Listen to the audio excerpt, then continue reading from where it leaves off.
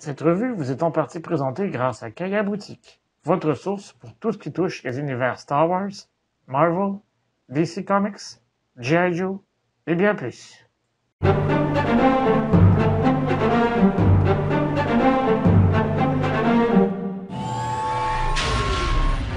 Bonjour les Jedi et bienvenue sur Star Wars Artefact.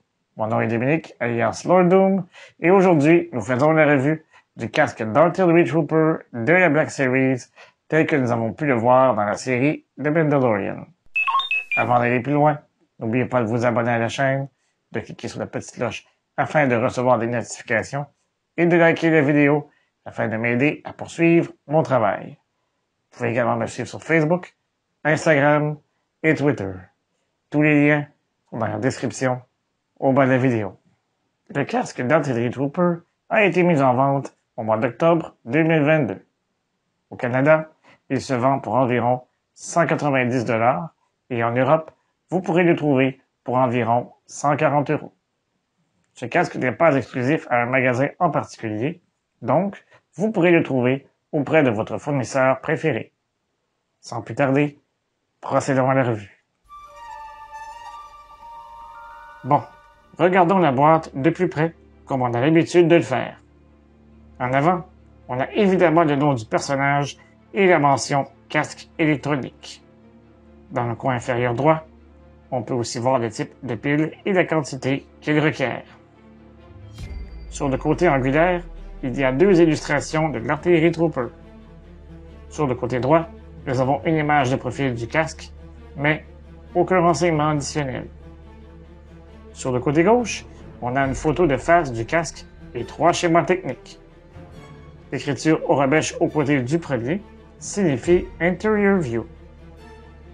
Les écritures aux côtés des deuxième et troisième schémas signifient toutes deux LEDs.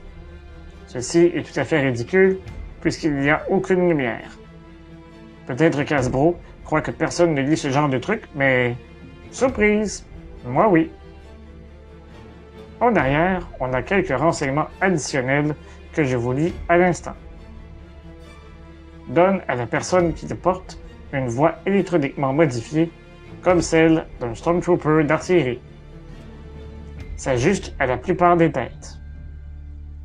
Reproduction réaliste et fidèle d'un casque de Stormtrooper d'artillerie.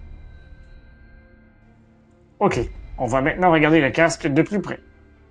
Évidemment, on constate rapidement qu'il s'agit du même moule que celui des 4 autres casques de Stormtrooper.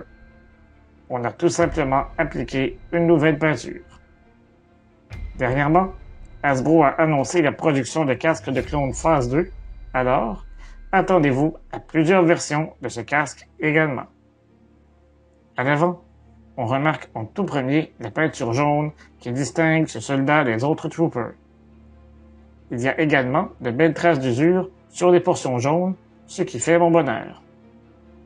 J'aurais toutefois souhaité en retrouver également sur des portions blanches, mais ça peut aller.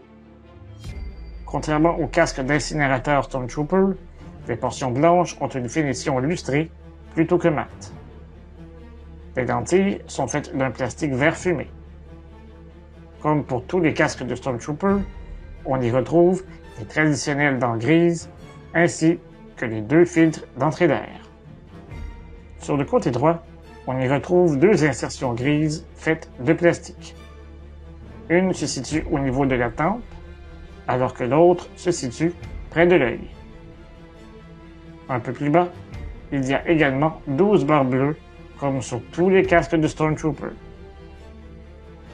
Au niveau de l'oreille, on dénote un rectangle gris qui sert de bouton d'activation pour le microphone.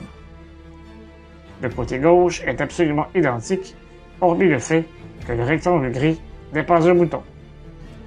En arrière, on y voit la fin de la bande jaune ainsi que d'autres traces d'usure. On y retrouve également 2 autres insertions grises. Tout en bas, vous retrouverez le compartiment pour les piles. Une fois le panneau retiré, vous aurez besoin de tournevis pour insérer les piles. C'est tout juste à côté que vous retrouverez un petit haut-parleur. À l'intérieur, il n'y a aucune surprise. Si vous avez déjà vu l'intérieur d'un casque de Stormtrooper Hasbro, vous les avez tous vus. Il n'y a donc aucun détail, si ce n'est que de la courroie ajustable pour la tête. Lorsque j'ai aperçu l'Artillery Trooper dans le chapitre 14 de la série de Mandalorian, j'ai tout de suite su qu'Hasbro produirait ce casque. Je me souviens même avoir texté un ami pour lui en faire la prédiction.